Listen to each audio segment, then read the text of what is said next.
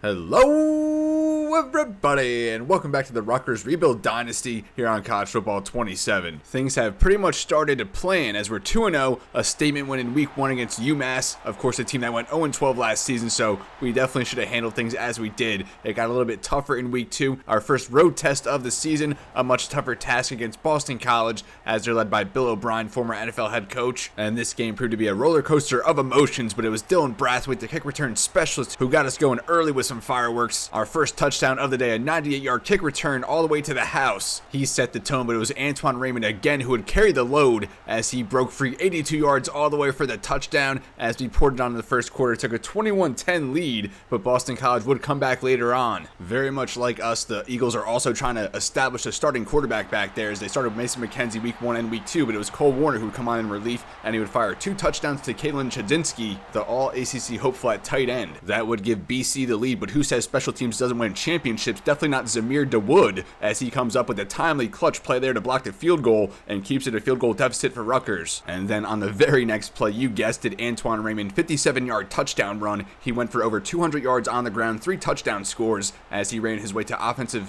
player of the week there in the Big Ten. Our quarterbacks really struggled, going to combine 7 for 16 in this game, and that's something we're going to have to figure out and fast because we take on the number 10 UST Trojans next week as they visit Piscataway. But in this episode, we're going to shift gears as we'll get our initial look at our recruiting class, get a more formal introduction to the roster and head coach Warren Wolf as we talk about the culture he hopes to instill here at Rutgers University, and we'll close out by previewing what to expect next week as we take on our toughest opponent yet in the historic USC Trojans. And here we have it, folks, our first look at our Rutgers recruiting board in this year 1 season. We'll start here at the top. Dylan Freeman, our first verbal commit of the dynasty. He committed here as we entered week 3, and we are battling right now with Syracuse and NC State, his bottom 3 teams, and he is going to visit this week against USC, which will be in the next video, but we're ready to get him already a verbal commit. Going to try and make that a hard commit here in the coming weeks. Hopefully we make up some good ground after that USC game, but we gave 160 NIL to him, by far the most we've committed to a player so far in recruiting.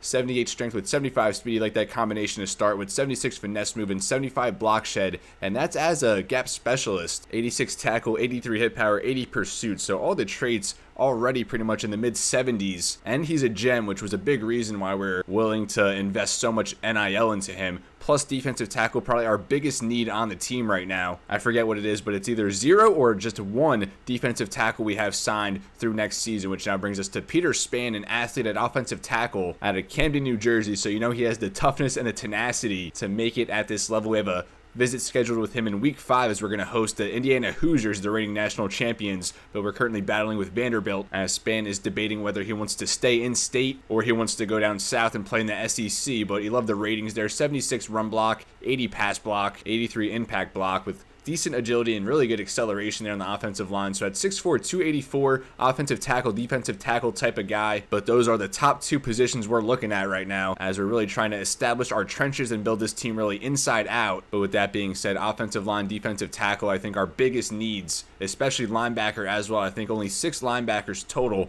on our current roster. That brings us to Ian Moeller, a gem guard out of Oradell, New Jersey. And of course, we spent heavy resources in recruiting guys from New York, New Jersey, even Pennsylvania, you know, mainly the tri-state area. We did dip out a little bit into like Maryland, Virginia, the surrounding states, but for the most part, we kept it in the tri-state area. And Ian Moeller, another offensive lineman we're trying to bring in, not as talented, I think, as Spann, but Moeller, very good in his own right, and as a gem, you would think he's going to develop nicely if he were to commit to Warren Wolf's program here, the new Rutgers University. CJ Kieran, another offensive tackle we offered, looks to be only a 2-horse race right now as ECU trailing us. Well-rounded offensive lineman archetype, and definitely fits that mold, really 70s across the board with the pass blocking at 81, does have some mental abilities. So as I said, really just trying to shore up the trenches. And we're also focusing at linebacker in the early stages of recruiting, which brings us to Eric Steinberg. We're currently leading for him. We bring him in week 5 against Indiana. We were the only team to have offered him a contract, but now the NC State Wolfpack look to be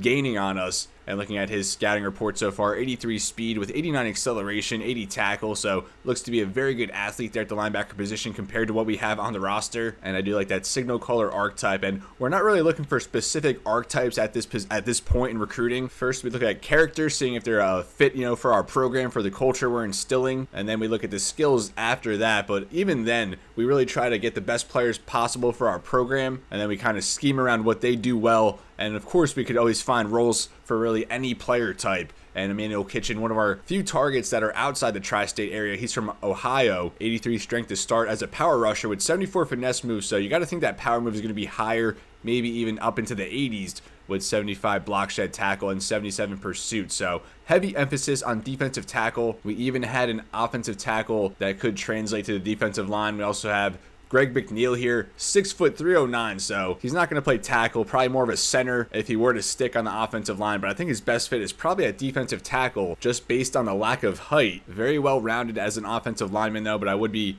very interested in seeing what his grades would be as a defensive lineman. I really wish, these athletes, it showed you more than just one position profile, more so along the lines of how it was in NCAA 14. And now going over to defensive end, we have Taylor Stein, and I'm at a crossroads here of if we should pursue him or not, battling against ECU and Wake Forest, but only giving him 15 recruiting points right now. I think we can stay in the hunt, hopefully. 80 speed, 76 power move with 85 hit power, 6'5", 239 out of Wayne, New Jersey. Very good size there at D end. A lot of the other guys on our board were more undersized, but Stein, I think, could probably play from day one. And then that brings us now to another linebacker here, Randall Badgent, battling with Virginia right now. Badgent out of Jersey City, New Jersey. And he has 86 strength, which was my main takeaway in his profile, with 85 hit power. So this guy is just big, physical. He can lay the boom. And I think with that strength, even the play rec at 81, I think this dude is going to be very good. More of a high floor as opposed to a high ceiling type of guy. But there's definitely a spot on our defense for him. And as I said, we need linebackers, we need defensive tackles, and we need offensive linemen. So at this point, we have only offered 9 players, and we're only really pursuing these 9 for now. I was honestly very overwhelmed when originally setting up this recruiting class. I feel like it does take me a little bit to get acclimated to the new games, especially when you're starting a new dynasty, because it's not like you're already established, a couple years in where you have your guys already on the roster and you just have certain holes that you have to fill. Pretty much we're trying to fill every hole at this point, because I think in dynasties you're always so prone at the start to having so many players transfer away. And as we keep going down the board here, a lot of these guys already have offers elsewhere, so some of these guys I don't even think we're going to end up pursuing. But towards the bottom here, we did add some late targets here, some running backs, a fullback. We definitely want to add a natural fullback to the roster, a corner here, wide receiver, tight end, and we need a tight end as well. We have 3 tight ends currently on the roster, and none of them are more than 71 overall. So I'm really hoping we can strike gold there in the transfer portal, because I'm expecting us to have a heavy presence on that recruiting front as well, as we really try to get more established talent into the program as we develop the new players we bring in. So a lot of late additions here to the end of our board. We're gonna have to see how it plays out for a lot of these guys. As I've been saying, we really just focused on the trenches here in the early stages, just really overwhelmed with how many potential recruits we had out there. We gotta have a more set plan next year, and we will, but here in the early stages, slim pickings for Rutgers. We're going to try and hopefully get some 2-stars that were overlooked here in the coming stages, maybe even some 4-star players we can get lucky on if we continue to have success in season and get some motion and motivation as we try and build up this Rutgers University program as part of the elite Big Ten Conference that we're hoping to become a heavy hitter in here in the coming seasons. But as we said, we got our first verbal commit here from Dylan Freeman, a gem D tackle there from Rochester, New York. I think that's upstate New York if I'm not mistaken. Definitely not city territory, or maybe more west, but we are going to get the geography down, especially out of state. New Jersey I'm very good with, although Oradell, New Jersey, Ian Moeller, I'm not sure where that is, but New Jersey definitely a smaller state, and we're going to be up and down it, across it, all over it, as it has produced a lot of good football talent in recent seasons, and we're trying to keep it in state rather than seeing it go elsewhere. We see here for playing style, players at risk of transferring, a couple D ends there, Johnson and King, a cornerback, another defensive end. Antoine Raymond is even up there. I definitely don't expect Antoine Raymond to return next season, whether he enters the NFL draft or he just transfers to a better team. And speaking of better teams, here's championship contender, and we're currently holding a C, and KJ Duff fully at risk of transferring away, and I don't blame him through 2 games. We've really struggled to get him the ball. I think only 4 or 5 catches. We'll try to step that up next week, though, against USC. But like Antoine Raymond, if KJ Duff doesn't enter the draft, I'm fully expecting them to transfer away. And at program tradition, just a D. We need to win more bowl games. We need to win a game against a top 10 team, even a ranked team. If I'm not mistaken, Rutgers hasn't won a ranked game. It was back in 2009, almost 20 years ago. So we definitely have to accomplish that. And maybe even as soon as season 1 here, and maybe even as soon as next week, taking on the number 10 USC Trojans. Brain exposure, we're at C-, and Koch Standers, our key safety. He's at risk of transferring along with Dysere Carter, our top recruit from last year's recruiting class, our top freshman essentially. I think he has star development, maybe just impact, but still wide receiver that we're redshirting, but we are going to play for 3 more games though after we played him a little bit in week 1. Pro potential, Ben Black at risk of transferring away along with a couple other players. Stadium atmosphere, we have a C. Campus lifestyle is C. B+ for academic prestige, and of course the conference prestige is our best sell here at A+. So besides conference prestige and academic prestige, everything is at C or lower. Coach strategy here at a C. We do have a C+ for coach prestige and a C+ for athletic facilities, but overall we're just a 2-star program. But under the tutelage and guidance of Warren Wolf, I expect us to go up to a 3-star program as soon as next season. And as we see here, the recruiting rankings already some teams getting in on the action. Ohio State does have a commit from a 5-star receiver as they continue to build what I would consider to be wide receiver use. So that is just a short look at our recruiting class, as we also talked about our strategy a little bit. If you have any thoughts on the recruiting front, be sure to let me know. And of course, we will have more recruiting updates here in the coming weeks, and hopefully Freeman is able to give us that hard commit after an upset win, hopefully over USC next week. But now we will take a look at our head coach and our coaching profile. And of course, our man appointed to lead the rebuild here at Rutgers is none other than legendary New Jersey high school head coach Warren Wolf, and we're going to commemorate him in this dynasty as he was named the man for the job to resurrect this Rutgers football program as we're now here in the Big Ten. And you see there, it has not been good for Rutgers, especially since joining the Big Ten. They had a 1-11 season going back to 2018, a couple 2-win seasons sprinkled in, and mostly just losing records, not many bowl appearances. And it has been a huge struggle since joining the Big Ten. Really have been at the doormat of it, but hopefully it's now time for us to rise from the ashes and establish ourselves as one of the heavy hitters in the best conference in all of college football. And looking at our athletic director expectations, not really that demanding. Our school demeanor, we are balanced, so there is going to be some flexibility and some job security at the start, but we're expected to win a bowl game in the next 3 seasons, sign at least 5 3-star recruits by signing day, and sign a top 75 class by national signing day. And I think all of those goals well attainable, and even that bowl game in the next 3 seasons, we could maybe even accomplish that as soon as this season if we can keep up the way we started and clinch bowl eligibility. Now, looking at the scheme and playbook,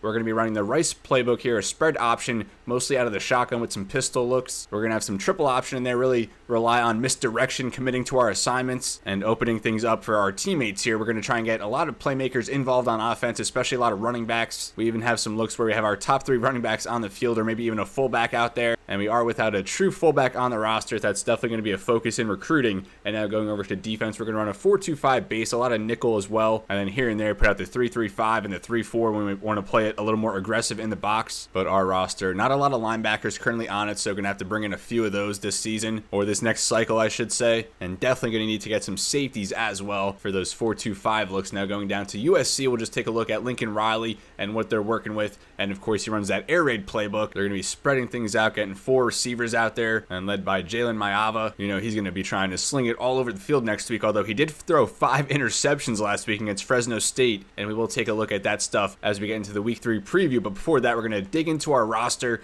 and take a look at some of the key players on our roster now and some of the key players we look to develop over the course of this dynasty. And it really starts at the top here. KJ Duff and Antoine Raymond, 2 true juniors. Raymond has paved the way offensively for us, is the reigning Big Ten Offensive Player of the Week, already 5 touchdown runs, and he has over 400 yards from scrimmage in the first 2 weeks, and hopefully can carry that success next week as we host the USC Trojans. KJ Duff really struggled to get him going last week against Boston College, but definitely going to give him more looks against USC, as that's a game we're probably going to be trailing in, so going to be forced to throw it a little more than we want to. And with that 6'6", 225 frame, just throw it up to him, and hopefully he can go up and get it. But KJ Duff and Antoine Raymond, both, of course, eligible for the draft. So if they don't leave via the NFL draft, I think both of them were more likely to lose in the transfer portal. I think even KJ Duff right now is at 100% likely to transfer. I think with championship contender being his deal breaker, so hopefully we can build that as we go on through the season. But now at quarterback, it's been AJ Surace and Dylan Lonergan. Neither have really seized the opportunity and established themselves as a starting quarterback. I think we do slightly prefer AJ Surace,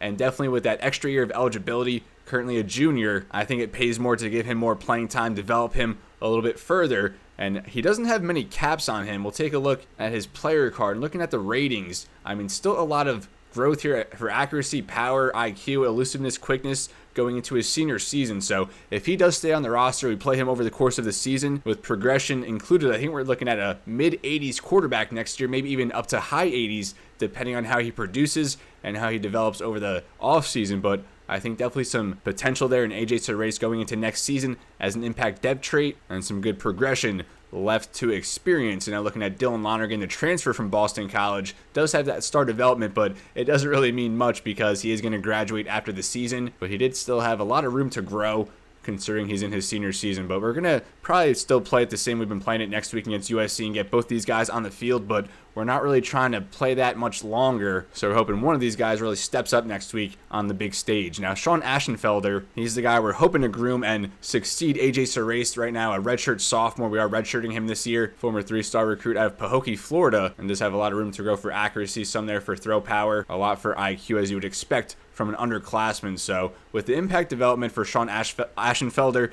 if we're unable to secure a more prominent quarterback in recruiting or even the transfer portal a couple years down the line, he might be the guy to succeed AJ Surace, assuming Surace even comes back next season. And at running back, we talked about Antoine Raymond. Really hope he returns for his senior season. That would certainly make things easier for us. But I think if he were to leave, we're going to see a big regression offensively, despite what we bring in to supplant him leaving. Jashawn Benjamin, one of the backs we've been using this season, along with Clay Thielen, the transfer from Louisiana Tech. All three of these guys upperclassmen, so we really have to think about life beyond them, which starts with Terrell Mitchell. We are redshirting him as a true sophomore, but we did bring him in week 1 as we were blowing out the UMass Minutemen. We gave him a few carries and he took one all the way back to the house, 82 yards. So I think there is definitely some room to grow here with Terrell Mitchell. A lot of potential as maybe the future back of our offense, but he is already pretty capped out for elusiveness and quickness. So it's going to really come down to hands, power, route running, and even IQ, of course, for an underclassman, as that will bring his rating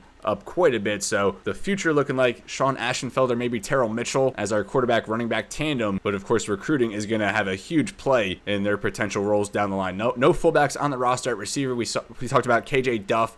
Ben Black, our second man here on the depth chart, 80 overall, but he is a high risk to transfer, although we definitely want to keep him for next season with that impact development trait. Vernon Allen III scored the first touchdown in this dynasty on a triple option. We even get our wide receivers involved there, a sophomore, so hopefully we can bring him back for another season or two. Marcus Hopkins, another normal dev guy here, low 70s. And then we have Michael Thomas III with impact development and Dysere Carter with star development, who we are redshirting, but we might just have to throw him on the field and overlook that redshirt because he is got risk of transferring. So we have to do everything we can to bring that desire down. And look at all the room to grow here, especially for route running, power, IQ. I feel like the sky is the limit here for Dysere Carter, the top recruit Rutgers brought in, the top freshman on the roster, top true freshman that is. And he has that star development to match that hype. So Dysere Carter, one of the main guys we want to bring back for next season just because he figures to be a huge contributor down the line, assuming we keep him here with the program. Then we have Michael Thomas III, probably a good rule of thumb to bring in a receiver with the name Michael Thomas, and he has impact development, so maybe Thomas III and Dysere Carter emerge down the line as a really good 1-2 punch for us. But even Thomas III here, not many caps on him aside from power, so some potential there in our receiving core, assuming we can keep that intact. And then a bunch of guys here as we go down further. We have Dylan Brathwaite. Fred Brathwaite's a former NHL goaltender from back in the day, but Dylan Brathwaite, a kick return touchdown against Boston College, which really got us going, but a senior and really just a kick return specialist for us with that 95 speed, though the fastest man on the roster. And we have a junior here with impact development, Fama Torre, and maybe we should throw a red shirt on him, although a 71 overall junior, really not much potential there despite the development. So looking at the future, Dysere Carter and Michael Thomas III, really the main guys we're hoping to keep with the program and develop as probably stars at the college football level. Then at tight end, not much to note. We definitely need to bring in at least 2 or 3 tight ends to this team. Ben Rothar, currently the guy getting the most snaps, a true sophomore. We have Logan Blake, a senior, and then Cameron Anthony, transfer from Ball State, and he's a redshirt junior at 70 overall. So I think the transfer portal, we're really going to rely on trying to bring in a blue chip tight end to this offense, which I think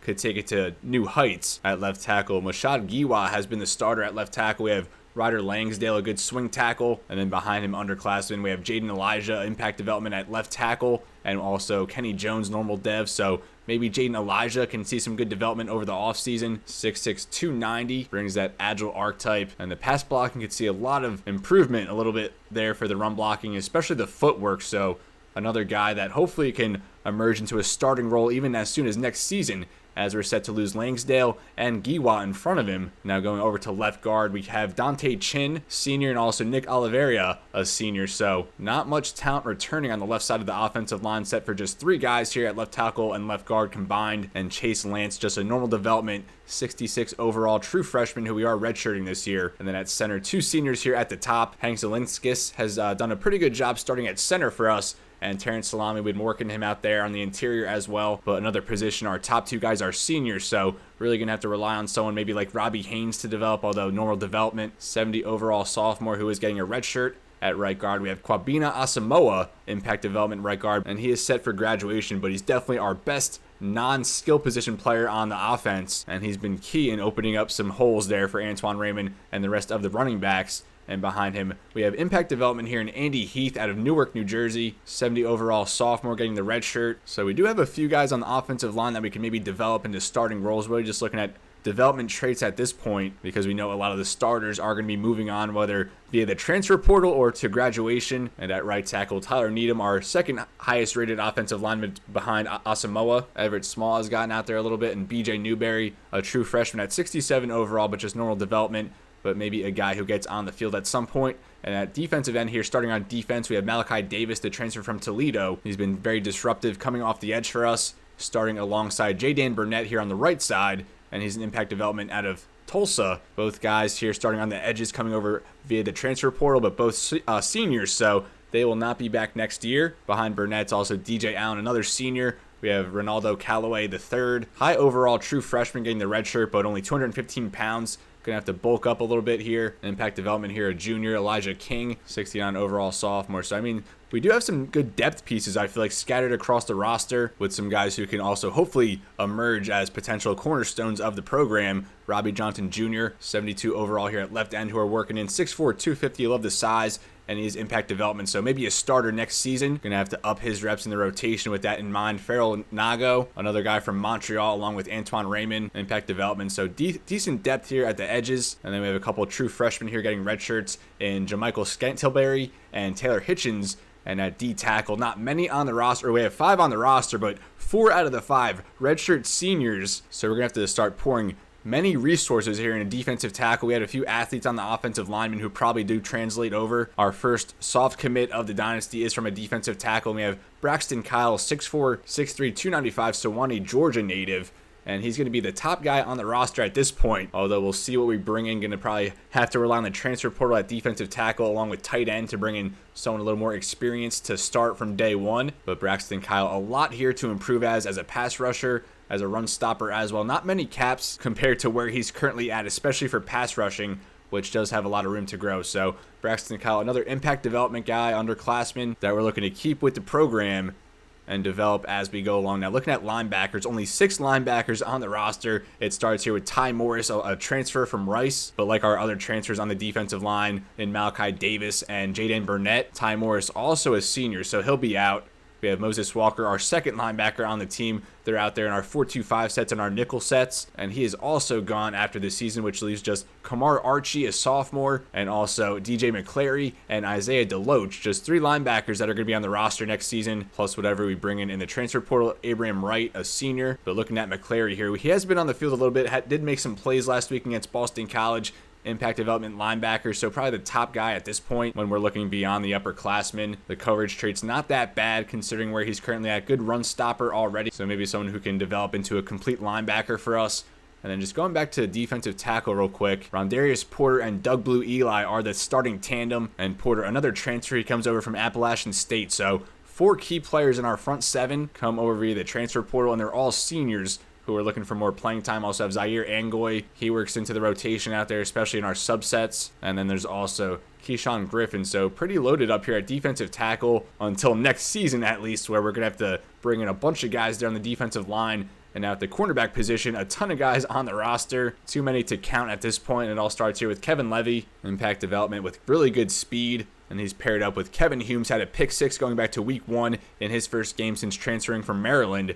And like Levy, he has very good athleticism as well. Both good zone corners there, but pretty well balanced. I mean, neither of those traits really jump off the tape at you, but we've been able to get by so far. I'm not sure how it's going to go next week, though, against USC, but at least we have 2 impact corners here at the top of our team. Hopefully both stay for their senior seasons. And behind them, it's Zamir DeWood, who had a blocked field goal against Boston College, really swung the momentum at that stage of the game. Bradley Jones, a transfer from the Kittadell, and also Calvin Givens. All 3 of these guys going to be gone next season, which leaves Michael Clayton, a star development corner out of Warner Robins, Georgia, a former Little League dynasty there, if you're familiar with the Little League World Series, but star development corner, a 4-star recruit, one of the guys buying into the program, and hopefully he buys in to stay next season. 73 man coverage with only 4 caps on that. Zone coverage a little more capped out, but some more room to grow, as that's only at 69. The quickness already pretty much top tier with some growth left for hands and run stopping. So Michael Clayton, maybe the most important underclassman we have on the roster that we currently have redshirted. Like we said with that wide receiver, Dysere Carter, he is at risk of transferring, so we might have to work him onto the field. Maybe the same story here as Michael Clayton. Did get an early redshirt, but we did play him a little bit back in week 1, I believe, so we wouldn't lose much time there, but maybe it is best pairing him with Kevin Humes and Kevin Levi, as those are the 3 guys that are hopefully on the roster to lead our secondary next season. Some more underclassmen here at the bottom, a bunch of red shirts, and the only impact development here is Stephen Murray, another good athletic guy here at the cornerback position. So very deep at corner for Rutgers, but I mean like half of them almost are seniors, so we'll see how many stick going into next season. Now bringing us over to safety, which we really need to bring in a few of these guys as well. We have Chris Joins, the starter at free safety, had an interception last week. Tariq Hayer here, impact development. Going to start working him out there a little bit more, and then another senior here. So just one free safety set to be on the roster next year. But at strong safety, it's a different story. Koch Sanders leading our secondary from the strong safety position. He also is at risk of transferring, so hopefully he eventually turns the corner. Our captain of the defensive backfield, Messiah Tilson, a true freshman at 73 overall. Very good there. DK Killey, impact development, but just a 71 overall junior. He has made some plays already this season, and then impact development here is senior. And then also Travis Nash, a true freshman who is getting the red shirt. So that's a look at our roster. A kicker here, we do have a red shirt for next season in Samuel Warner, and also Jai Patel. He's been perfect so far for us in a limited sample size. And the punter, we have the Australian import in Jacob Anderson. So the roster, I mean, it's in decent shape, I would say. For now, we have some guys who hopefully will stick and just play it out through this dynasty rebuild with us in this new Warren Wolf era, especially another guy like Dysere Carter, dynamic wide receiver, Michael Clayton, a star development cornerback. Hopefully they just continue to buy in, they're patient, and see it through in this Warren Wolf rebuild. But now to close the episode, we will take a look at our opponent for next episode in the number 10 ranked USC Trojans. And it starts here with Jaden Mayava, 6'4", 225, the Heisman hopeful. But looking at the stats there on the bottom right, 5 interceptions to 1 touchdown pass. And all 5 of them came last week in a 20-point victory over Fresno State. But you got to be a little bit worried about those numbers. But what you don't have to be worried about is the stats here, because the accuracy at 91 total, all of those in the high 80s to low 90s. Good power there with 91 throw power, even 78 strength, good for a quarterback, 97 awareness, 90 play action. And he is a good runner. He has 5 touchdown runs. So I know he had just the 1 passing touchdown, but 5 touchdown runs in addition to that 1 touchdown pass and the 5 interceptions. And as we said, Mayava, a Heisman hopeful, a slow start there throwing the ball just based on those 5 picks last week, but hopefully we can keep that turnover bug going into our matchup against them. They have Jontez Williams, a transfer from Kansas State or Iowa State, but is one of the top-ranked cornerbacks in the nation at 92 overall with 95 zone coverage, 92 man coverage, and very good power rating there at 91 for a corner. And he can stop the run a little bit as well. A 90 overall left tackle here in Elijah Page, balanced blocker, good power. And he does bring that agile archetype to the table. And then at defensive tackle, we have Jide Abasiri, just an absolute force there on the interior for the Trojans. 6'5", 295, 92 power moves, 88 power, 86 run stopping, as he is the highest rated player in the Trojans front 7. At running back, they have Waymon Jordan, who's averaging about 5 yards per carry, 2 touchdowns so far with 92 quickness, 91 elusiveness. You see there the 88 ball carrier vision, 84 break tackle, 86 spin move, 90 juke move. So Definitely good in space with good athletic traits. Someone we're going to have to try and bottle up, although they're going to probably have a heavy pass approach. But a very good number 2 here behind Waymon Jordan King Miller. Both of these guys, though, east-west playmakers. Their top wide receiver is Terrell Anderson. Speedster with 93 quickness, has 92 speed, and he's caught 18 passes in only 2 games, so averaging 9 catches and like 115 yards so far per game. Hopefully we can knock that ratio down a little bit. And there's Luke Waffle. He has 5 sacks in his first 2 collegiate games as a true freshman, already 85 overall. This dude is an absolute unit. And coming out of New Brunswick, that's literally down the street from Rutgers. These are the type of guys we need to start keeping in the state of New Jersey, keeping them at Rutgers and not seeing them go across the country and playing for a number 10 program. These are the type of guys we need to keep in state to really lead this rebuild as Rutgers tries to turn the corner in the Big Ten. But Luke Waffle, 5 sacks in 2 games to start his college career. That is absolutely insane. And of course, from right down the street out of New Brunswick. And I'll just go by position here for the Trojans. Of course, it's Jaden Mayava, 5 interceptions last week, but I don't foresee that happening against our defense, which has been prone to giving up the big play here and there already. King Miller and Waymon Jordan make up a very, very good 1-2 tandem here in the backfield. Maybe one of the better running back tandems in the nation. And they also have some true freshmen out here at 78 overall, 77 overall, and Sean Alston and Deshaun Rideau. Although we'll see if either of them end up with a red shirt by season's end. Terrell Anderson we saw, speedster out of Detroit, Michigan. Zacharias Williams, a redshirt sophomore, 12 catches in 2 games with a touchdown. Relies on quickness and elusiveness with that elusive route runner archetype. True freshman here in Trent Mosley, and another true freshman here in Caden Dixon Wyatt. So 2 very high recruits here. Both over 80 overall already for the USC Trojans, as they are just loaded with some young talent. Even at the quarterback position, I saw they had a 77 or 78 overall true freshman here in Jonas Williams. So the future, as you would expect, is looking good for USC, but hopefully not next week as we're trying to bring him down. Even at tight end here, a true freshman in Mark Bowman, you would think he would have had to been like the top-rated high school tight end coming out in this past class, and then a bunch of guys behind him. Hopefully some of these guys hit the transfer portal and we can bring him over to Rutgers because we really need a tight end. We saw Elijah Page here, their top offensive lineman, at 90 overall at left tackle. Tobias Raymond at 82 overall at left guard. Raw strength, very good power there at 89. Killian O'Connor, the redshirt senior, starting at center. Pass protector archetype with good power. Alani Noah, 79 overall at right guard. 87 power rating with raw strength archetype, and at right tackle it's Justin Tauanu out of Huntington Beach, California. 90 overall there for the power rating, more of a run blocker. And looking at right tackle here, they have a 79 overall true freshman and a 77 overall true freshman. So again, hopefully some of these guys transfer over to Rutgers, and maybe we can make an impression on them with an upset victory next week. But a very good offensive line here for USC, 90, 82, 82, 79, and 83, going up against our defensive line, which has just 180 overall, I believe, or maybe 280 overalls. And at left end, it's Luke Waffle, already standing out as maybe the best true freshman in college football this year with 5 sacks in his first 2 games. Although we're going to try and shut him down next week at Rutgers, as he'll probably have his whole family in attendance, you would think.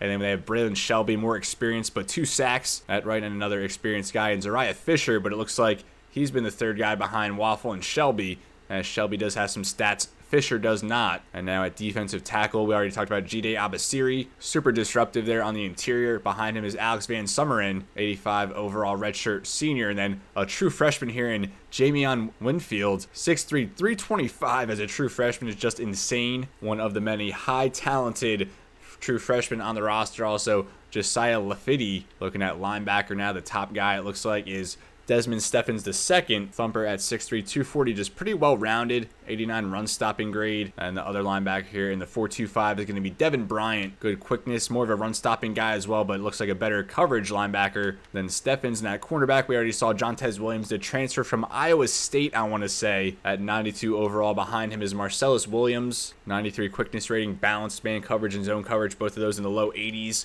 A true freshman here in Brandon Lockhart, good man coverage, good quickness, and some good depth behind him as well. 79 overall true freshman here in Albert Hill IV. At safety, they have Christian Pierce, an 80 overall, and then Kennedy Urlacher, son of Hall of Fame linebacker Brian Urlacher. But this is a look at the USC Trojans. Definitely our work cut out for us next week, hosting the number 10 team in the nation. A little inexperienced in the receiving corps, but a lot of talent with that true freshman here, Mosley and Dixon Wyatt. Terrell Anderson is a legit number 1 receiver here at the college level. A very good tandem at the running back position. A good tight end here a true freshman in Mark Bowman. So if these guys stay with the team, this USC roster is going to be very scary, as it pretty much already is at 87 overall. Jaden Mayava, 5 interceptions last week. Hopefully the turnover bug carries into this week for USC. And defensively, I think Luke Waffle is the guy to watch out for, along with Jide Abasiri there on the defensive line. And at corner, Jontez Williams, someone we're going to want to throw away from with that 95 zone coverage, 92 man. He's just lurking there waiting to make a jump on the ball. But this is where I'm going to leave you, folks. Thank you so much for watching. Even though I was so eager to jump back into the gameplay and take on this number 10